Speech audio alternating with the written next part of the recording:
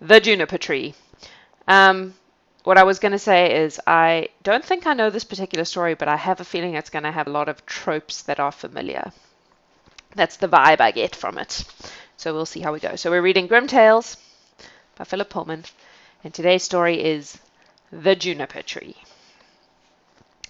2,000 years ago, or a very long time anyway, there lived a rich man and his good and beautiful wife. They loved each other dearly. There was only one thing needed to complete their happiness, and that was children. But as much as they longed for a child, and as much as the woman prayed both night and day, no child came, and no child came. Now in the front of their house was a courtyard, where there grew a juniper tree. One winter's day the woman stood under the tree, peeling an apple, and as she did so she cut her finger, and a drop of blood fell into the snow. See what I mean about familiar tropes? Oh, she sighed, if only I had a child as red as blood and as white as snow. As she said that, her heart lifted and she felt happy. She went back into the house, feeling sure everything would end well. 1 month went by, and the snow vanished. 2 months went by, and the world turned green. 3 months went by, and flowers bloomed out of the earth. 4 months went by, and all the twigs on all the trees in the forest grew stronger and pressed themselves together, and the birds sang so loud that the woods resounded, and the blossom fell from the trees. 5 months went by, and the woman stood under the juniper tree. It smelt so sweet that her heart leapt in her breast, and she fell to her knees with joy. 6 months went by, and the fruit grew firm and heavy, and the woman fell still. When 7 months had gone by, she plucked the juniper berries, and ate so many that she felt sick and sorrowful. After the 8th month had gone, she called her husband and said to him, weeping, "If I die, bury me under the juniper tree."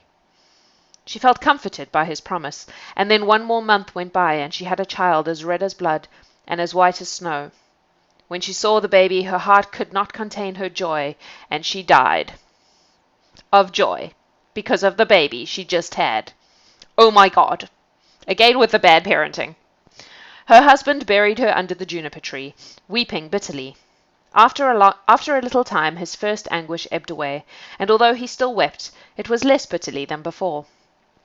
And after a little more time had gone by, he took a second wife. He had a daughter by the second wife, but his first wife's child, as red as blood and as white as snow, was a son. The second wife loved her daughter, but whenever she looked at the little boy she felt her heart twist with hatred, because she knew he would inherit her husband's wealth, and she feared her daughter would get nothing.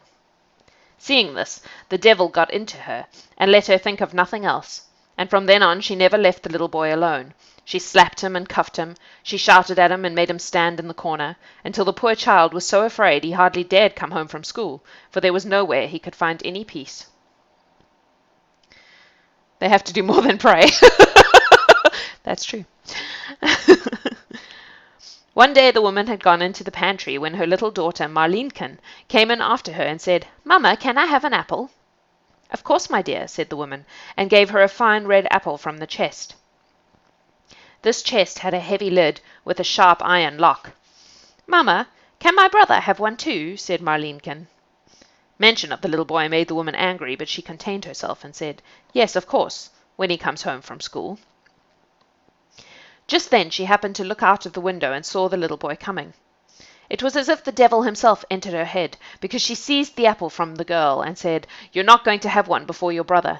She threw the apple into the chest and shut it, and Marlenken went up to her room. Then the little boy came in, and the devil made the woman say sweetly, "My son, would you like an apple?" But her eyes were fierce. "Mamma," said the little boy, "you look so angry. Yes, I'd like an apple." She couldn't stop. She had to go on. I'm not buying this "the devil made me do it" bullshit. I'm just going to put that out there. That's some nonsense, that. "Come with me," she said, opening the lid of the chest. "Choose an apple for yourself. Lean right in, that's it. The best ones are at the back." And while the little boy was leaning in, the evil one nudged her, and bam, she slammed down the lid, and his head fell off and rolled in among the red apples. Oh my God. Oh my God. She chopped his head off with her chest. Then she felt horribly afraid, and she thought, what can I do? But maybe there's a way. And she ran upstairs to her chest of drawers and took a white scarf, and then she sat the little boy in a chair by the kitchen door and set his head on his neck again and tied the scarf around it so nothing could be seen. No one will notice that. It'll be great. Jesus. Then she put an apple in his hand and went into the kitchen to put some water on the stove to boil. This woman is slightly unhinged, I fear.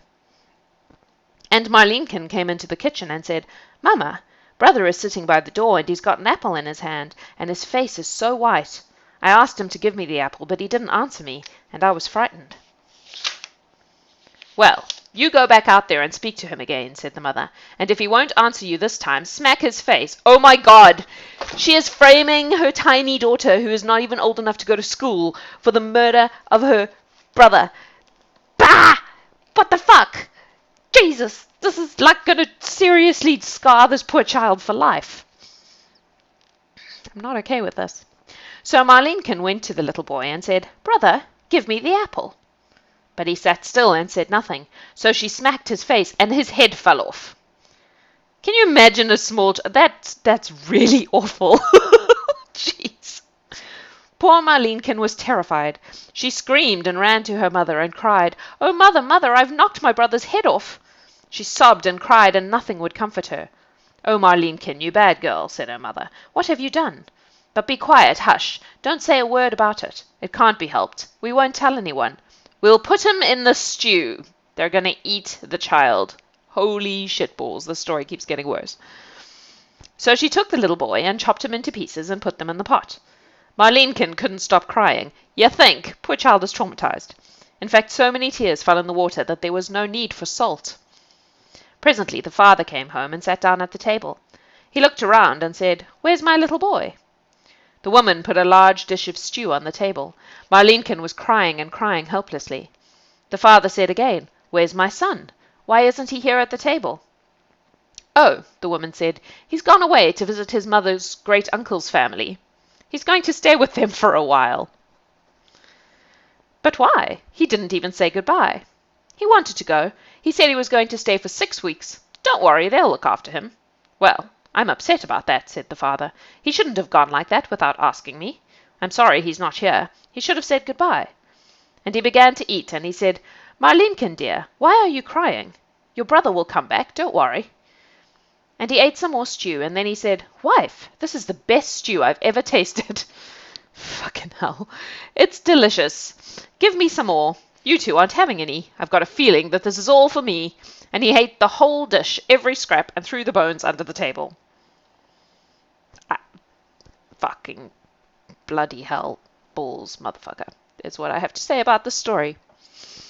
Marlenkin went to her chest of drawers and took out her best silk scarf. Then she gathered up all the bones from under the table, tied them up in the scarf, and took them outside. Her poor eyes had wept so much that they had no tears left, and she could only cry blood. She laid the bones down on the green grass under the juniper tree, and as she did so she felt her heart lighten, and she stopped crying. And the juniper tree began to move. First the branches moved apart, and then they moved together again, like someone clapping their hands. As that happened, a golden mist gathered among the branches, and then rose up like a flame, and at the heart of the flame there was a beautiful bird that flew high into the air, singing and chirping merrily.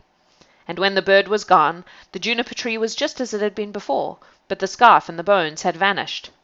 Marlenkin felt happy again, just as happy as if her brother was still alive, and she ran into the house and sat down to eat her supper. Meanwhile the bird was flying far away. He flew to a town and settled on the roof of a goldsmith's house, and began to sing. My mother cut my head off, my father swallowed me. My sister buried all my bones under the juniper tree. Kywiet, kywiet, you'll never find a prettier bird than me. Inside his workshop the goldsmith was making a golden chain. He heard the bird singing overhead and thought how lovely it sounded, so he stood up to run outside and see what sort of bird it was. He left the house in such a hurry one of his slippers fell off on the way, and he stood in the middle of the street in his leather apron and one slipper, with his pincers in one hand and the golden chain in the other, and he looked up to see the bird and shaded his eyes from the bright sun and called out, Hey, bird, that's a lovely song you're singing. Sing it again for me. Oh, no, said the bird, I don't sing twice for nothing. Give me that golden chain, and I'll sing it again for you. Here you are, and welcome, said the goldsmith. Come and take it, but do sing that song again. The bird flew down and took the golden chain in his right claw, and perched on the garden fence and sang. My mother cut my head off, my father swallowed me, my sister buried all my bones under the juniper tree. Kywiet, kywiet, you'll never find a prettier bird than me. Then the bird flew away and found a shoemaker's house, and he perched on the roof and sang. My mother cut my head off, my father swallowed me, my sister buried all my bones under the juniper tree. Kywiet, kywiet, you'll never find a prettier bird than me. The shoemaker was tapping away at his last, but his hammer fell still as he heard the song, and he ran out of doors and looked up at the roof. He had to shade his eyes because the sun was so bright. Bird, he called out, you're a wonderful singer. I've never heard a song like it. He ran back inside and called, Wife, come out and listen to this bird. He's a marvel. He called his daughter and her children and his apprentices and the maid, and they all came out into the street and gazed up in amazement. The bird's red and green feathers were shining, and the golden feathers of his neck were dazzling in the sunlight, and his eyes sparkled like stars. Bird, the shoemaker called up, sing that song again. Oh no, said the bird, I don't sing twice for nothing. Give me those red slippers I can see on your bench.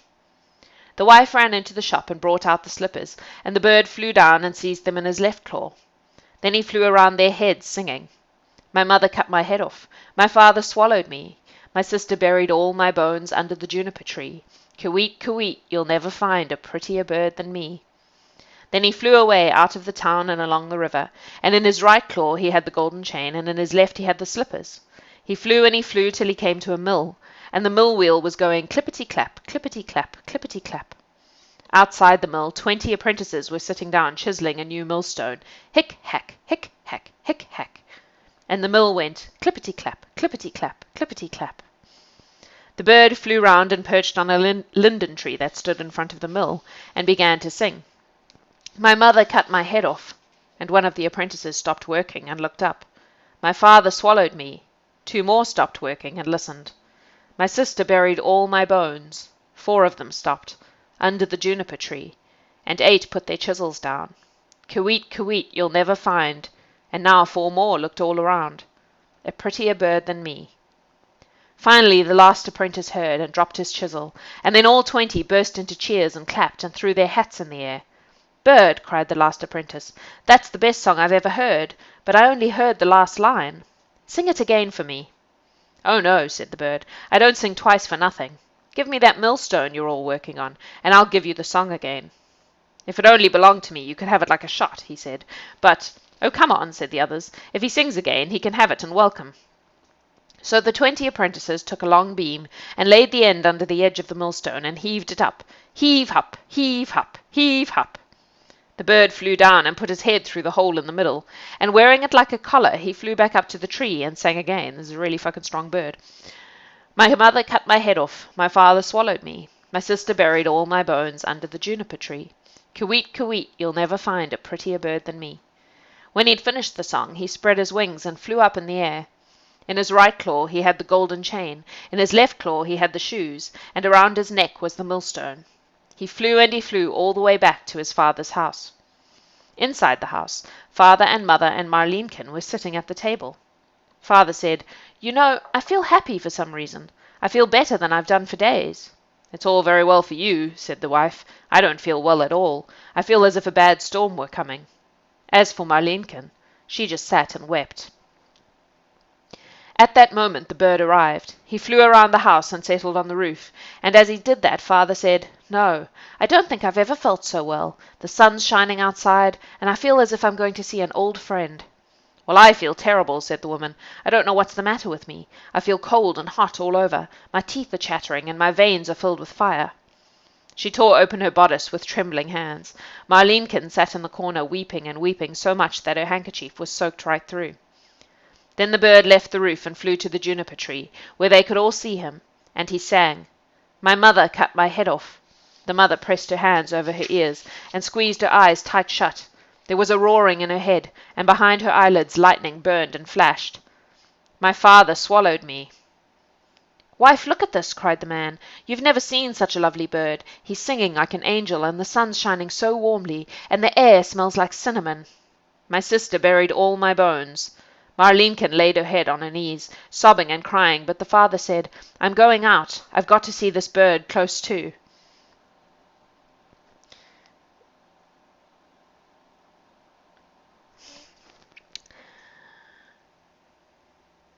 No, don't go, cried the wife. I feel as if the whole house is shaking and burning. But the father ran out into the sunshine and gazed up at the bird as he sang, Under the juniper tree, Kywiet, kywiet, you'll never find a prettier bird than me. And as he sang the last note he dropped the golden chain, and it fell around the father's neck, and fitted him as if it had been made for him. The father ran in at once and said, What a beautiful bird, and see what he's given me. Look.